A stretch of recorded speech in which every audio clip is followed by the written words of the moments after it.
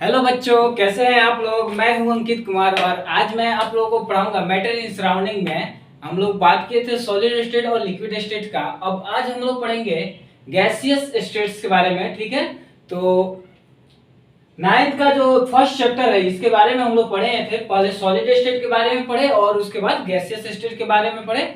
और मैटर क्या होता है, मैटर के टाइप्स कितने होते हैं, फिजिकल कंपोनेंट पंच तत्व जो होता है एंशिएंट टाइम में उसको पंच तत्व, इंडियन फिलोसोफर जो थे उसको क्या बोले थे, पंच तत्व। ठीक है, तो पंच तत्व में अर्थ था, एयर था, ठीक है, और फायर, वाटर एंड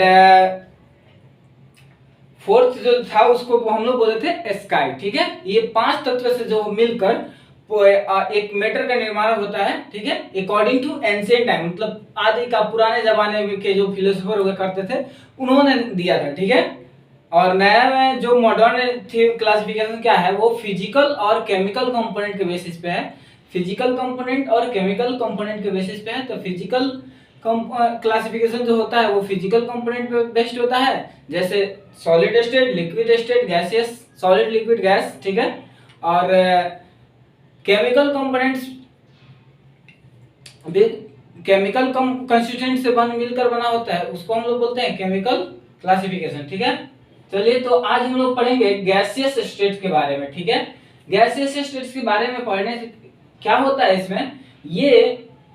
इसमें जो कंप्रेस, इसको इजीली कंप्रेस किया जा सकता है, मतलब इसे इजी कंप्रेस किया जा सकता है। जैसे कि हम लोग डेली लाइफ में देखते हैं कि सिलेंडर लेके जाते, सिलेंडर में एक सिलेंडर में पूरी तरह से उसमें गैस फिल किया जाता है, या बैलून का एग्जांपल ले लीजिए, बैलून। ठीक है, तो बैलून में जो गैस भरा जाता है और उसको फिल करके उसमें क्या, उसका जो वॉल्यूम है वो जो उसका जो शेप जो है वो ना शेप डिफाइन है ना वॉल्यूम डिफाइन। वॉल्यूम जो है वो डिफाइन है लेकिन शेप डिफाइन नहीं है। ठीक है, जैसे लिक्विड केस में बोले थे वैसे ही। ठीक है, तो ये क्या होता है, इजी टू कंप्रेस। ठीक है, इसे इजी कंप्रेस किया जा सकता है। They expand to fill their container, जब इस कंटेनर को फिल किया जाता है, जैसे बैलून को हम लोग फिल उसमें गैस फिल करेंगे तो उसमें क्या होगा, वो एक्सपेंड करेगा। ठीक है, वो एक्सपेंड करके बढ़ेगा और उसका साइज जो बढ़ जाएगा। ठीक है, मतलब वो एक्सपेंड करेगा जब इसमें गैसियस किसी भी गैस को भरा जाएगा तो। ठीक है, gas particle have a space between them. Gas particle क्या होता है, जो सॉलिड और as compare to solid and liquid. ठीक है, लिक्विड या सॉलिड में गैस पार्टिकल के मॉलिक्यूल जो होते हैं वो एक दूसरे से काफी दूर दूर पे होते हैं। ठीक है, तो उसमें क्या होता है, स्पेस होता है, एक मॉलिक्यूल से दूसरा मॉलिक्यूल के बीच में स्पेस होता है। ठीक है, एक पार्टिकल से दूसरा पार्टिकल के बीच में, सॉरी, एक पार्टिकल से दूसरे पार्टिकल के बीच में स्पेस होता है। ठीक है, ये क्या करता है, रेंडम मूवमेंट करता है, मतलब रेंडमली कहीं भी मूवमेंट करेगा, एक यूनिफॉर्मली डायरेक्शन में मूवमेंट नहीं होता है। जैसे कि मान ले कि ये मॉलिक्यूल इधर, ये पार्टिकल इधर मूव कर रहा है तो ये इधर मूव कर रहा है, ये इधर मूव कर रहा है तो ये इधर मूव कर रहा है। ठीक है, मतलब एक डायरेक्शन में कोई भी मूवमेंट नहीं हो रहा है। ठीक है, समझ में आया यहां तक।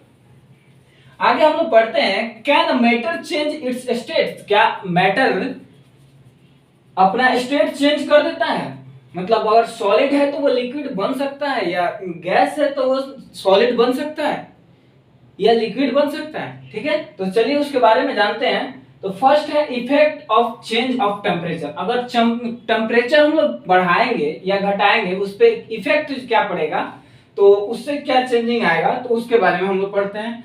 अगर हम लोग टेम्परेचर किसी भी गैसियस टेम्परेचर तो बढ़ाएंगे, जैसे जैसे टेम्परेचर बढ़ाएंगे तो क्या होगा, किसी भी पार्टिकल का टेम्परेचर जब बढ़ाने के बाद उसमें क्या होगा, जो काइनेटिक एनर्जी होगा वो बढ़ेगा। ठीक है, जब काइनेटिक एनर्जी बढ़ेगा, तो उसका पार्टिकल जो होगा वो वाइब्रेट करना चालू हो जाएगा।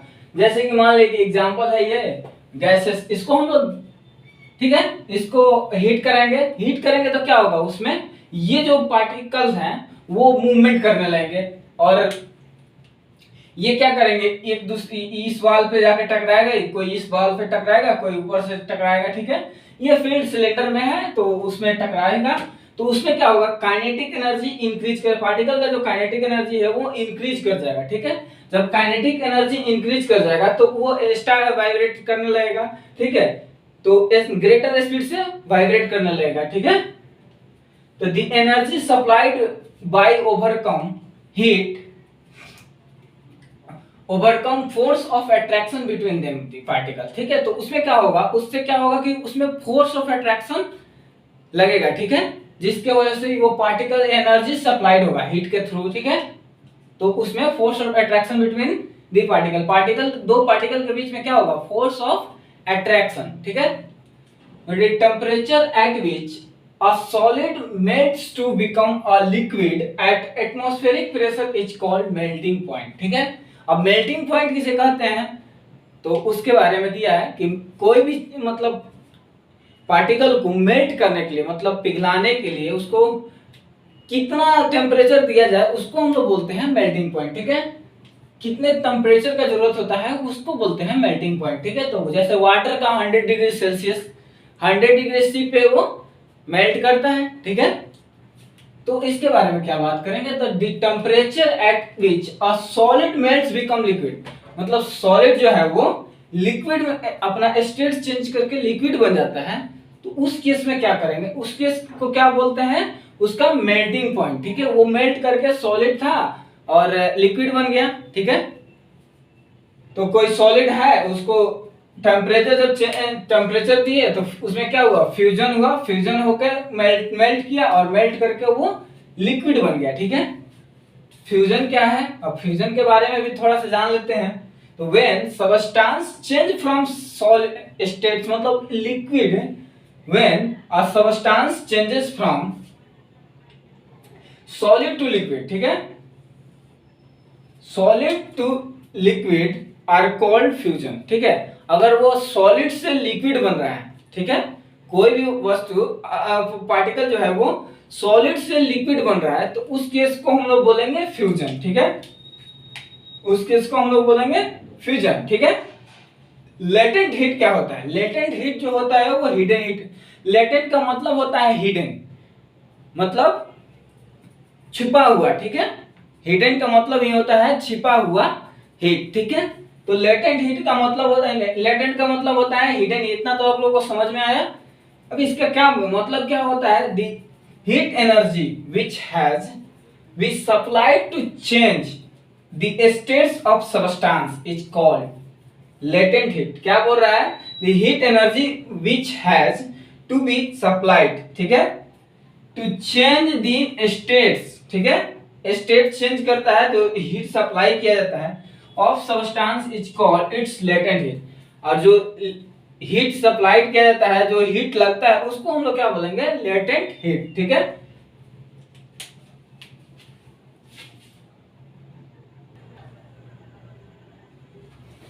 चलिए, तो अब हम लोग बात करेंगे लेटेंट हीट के बारे में, हम लोग पढ़ लिए। अब लेटेंट हीट के बारे में और थोड़ा सा बेसिक जानते हैं। लेटेंट हीट जो होता है उसमें क्या होता है, टेम्परेचर राइज नहीं करता है, ठीक है। टेम्परेचर जो होगा वो सेम रहेगा। अगर लेटेंट हीट है तो उसमें क्या होगा, टेम्परेचर जो होगा वो सेम रहेगा, ठीक है। तो the latent heat does not rise in temperature. अगर लेटेंट हीट क्या करता है, टेम्परेचर में कोई भी चेंजिंग नहीं लाता है, ठीक है, राइज नहीं करता है, ठीक है। The amount of heat energy required to change, ठीक है, 1 kg of solid, ठीक है, 1 kg of solid into liquid, 1 kg solid को अगर लिक्विड में चेंज करते हैं at atmospheric pressure, atmospheric pressure पे अगर 1 kg सॉलिड को हम लोग लिक्विड में चेंज करते हैं, उस समय क्या होगा, and its melting point is known as latent heat of fusion, ठीक है। अगर 1 kg का कोई सॉलिड पार्टिकल है, उसको हम लोग क्या करेंगे, मैटर है, उसको हम लोग क्या करेंगे, हीट किए, ठीक है, उसको चेंज करेंगे, ठीक है, चेंज करेंगे लिक्विड में, ठीक है, हीट करके उसको चेंज करेंगे लिक्विड में। तो at atmospheric pressure and melting point के साथ हम उसको melting point, it's melting point के, जैसे कि वाटर है, आइस है, आइस को पिघलाए, ठीक है, वैसे सॉलिड आइस जो होता है वो क्या होता है, आइस भी होता है वो सॉलिड होता है, ठीक है। तो एटमॉस्फेरिक प्रेशर पे क्या करेंगे, उसको उसका मेल्टिंग पॉइंट के साथ, तो उसको हम लोग क्या करेंगे, अगर उस सॉलिड से लिक्विड बनाएंगे तो वो क्या होगा, लेटेंट हीट ऑफ फ्यूजन, ठीक है, उसको हम लोग बोलेंगे latent heat of fusion. Temperature का जो एसआई यूनिट होता है, टेम्परेचर के बारे में हम लोग टेम्परेचर का डिस्कशन किए, तो उसके एसआई जो यूनिट होता है वो होता है केल्विन, ठीक है। 0 डिग्री सी, अगर 0 डिग्री सेल्सियस का बात करता है तो वो क्या होगा, 273.16 कैलोरी, यानी 273.16 केल्विन जो होता है वो होता है केल्विन में 10 डिग्री सी का मतलब, ठीक है। तो अगर चेंज करना होगा आपको डिग्री सी का, तो उसमें 273 अप्रोक्स 273 आप उसको ऐड कर सकते हैं, मतलब अप्रोक्स वैल्यू ले सकते हैं यहाँ पे 273, ठीक है। तो जितना भी केल्विन होगा, जितना भी डिग्री सी होगा उसमें 273 आप ऐड करेंगे तो वो क्या होगा, केल्विन में चेंज हो जाएगा, ठीक है। मास का यूनिट होता है केजी, ठीक है, और वॉल्यूम का एसआई यूनिट होता है लीटर, ठीक है। तो 1 लीटर जो होता है वो 1000 ml के बराबर होता है, ठीक है। चलिए, तो अब टेम्परेचर क्या होता है, टेम्परेचर का और क्या चेंजिंग लाता है, तो टेम्परेचर एट विच लिक्विड जो होता है वो बॉयल करने लगे, वैसा उस टेम्परेचर पे अगर लिक्विड जो होता है वो बॉयल करने लगे तो उसको हम लोग क्या बोलेंगे, बॉइलिंग पॉइंट, ठीक है। जैसे कि वाटर का एग्जांपल लेते हैं, तो वाटर जो होता है वो 100 डिग्री सेल्सियस पे बॉयल करता है, ठीक है। तो वो क्या हुआ, वाटर का बॉइलिंग पॉइंट, ठीक है। कोई भी वस्तु जो जिस मतलब जितने डिग्री पे अगर बॉयल करता है, बॉयल करना शुरू हो जाता है, तो उसको हम लोग क्या बोलते हैं, बॉइलिंग पॉइंट। तो उसको बॉइलिंग पॉइंट बोलेंगे। जैसे और वाटर का बात करें, वाटर के केस में, पानी के केस में 100 डिग्री पे चालू हुआ तो उसको बॉयल, 100 डिग्री पे बॉइलिंग चालू हो गया तो उसको क्या, उसका बॉइलिंग पॉइंट जो होगा वो 100 डिग्री सेल्सियस होगा, ठीक है। तो for example water boils at 100 degree C and to form, ठीक है, ये क्या करेगा, वाटर वेपर का फॉर्मेशन करेगा। उसके बाद क्या करेगा, 100 डिग्री सी के बाद अगर बॉयल करने लगेगा तो वाटर वेपर बनाएगा, ठीक है। एट एटमॉस्फेरिक यानी 76 सेंटीमीटर ऑफ एचजी प्रेशर, मतलब 76 एचजी प्रेशर और क्या होता है, 76 सेंटीमीटर ऑफ एचजी प्रेशर जो होता है वो 1 एटीएम के बराबर होता है, यानी 1 एटमॉस्फेरिक प्रेशर के बराबर होता है। तो 1 ATM is equal to 760 mm of HG, ठीक है। और एक और डाटा याद रखिएगा, 1 एटीएम इज इक्वल टू, अगर सेंटीमीटर में चेंज करेंगे तो 76 यानी 76 सेंटीमीटर ऑफ एचजी होता है, ठीक है। सॉलिड को जब हीट करते हैं, ठीक है, सॉलिड स्टेट में अगर कोई वस्तु पार्टिकल है, ठीक है, मैटर है, तो उसको हम लोग क्या करेंगे, हीट करेंगे। जब हीट करेंगे तो वो क्या होगा, लिक्विड स्टेट में चेंज हो जाएगा, ठीक है, वो अपने आप को लिक्विड स्टेट में चेंज कर लेगा। लेकिन वही यहाँ पे कूलिंग, ठीक है, अपोजिट लिक्विड को हम लोग कूल करेंगे, ठीक है, तो वो सॉलिड स्टेट में आ जाएगा, ठीक है। जैसे कि सॉलिड में मान लें कि आइस है, क्या आइस को हम लोग क्या करेंगे, हीट करेंगे तो वो क्या होगा, लिक्विड स्टेट में चला जाएगा। लेकिन लिक्विड स्टेट में नहीं जाएगा, लिक्विड स्टेट में और गैसियस स्टेट में भी चला जाता है, ठीक है। जिसकी वजह से उसको उसमें हम लोग बोलते हैं कि लेटेंट हीट होता है, आता है, ठीक है। तो सॉलिड स्टेट को लिक्विड स्टेट में अगर चेंज करता है तो किसकी जरूरत पड़ेगा, हीट का, ठीक है। लेकिन अगर लिक्विड स्टेट को सॉलिड स्टेट में चेंज करना हो तो उसमें क्या होगा, कूलिंग करेंगे, उसको कूल करेंगे, ठंडा करेंगे, ठीक है। अगर लिक्विड स्टेट को हीट करते हैं हम लोग तो वो क्या होगा, गैस। जैसे वाटर को हम लोग हीट करते हैं तो वो वाटर वेपर बन जाता है, ठीक है।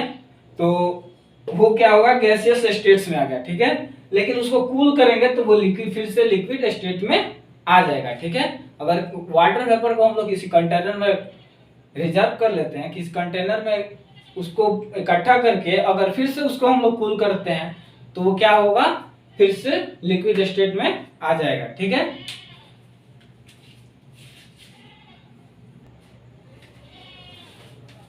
आई होप आप लोग को वीडियो अच्छी लगी हो। अगर वीडियो अच्छी लगे तो लाइक कीजिएगा, शेयर कीजिए और सब्सक्राइब, चैनल को मेरे सब्सक्राइब करना ना भूलें।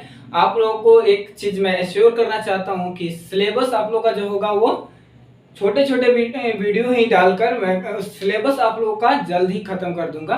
बहुत कम लेक्चर में आप लोगों का सिलेबस खत्म हो जाएगा। ठीक है, जुड़े रहिए हमारे चैनल से और बेल आइकन को दबा दीजिए ताकि अपकमिंग वीडियो का आपको नोटिफिकेशन मिलते रहे। धन्यवाद, जय हिंद।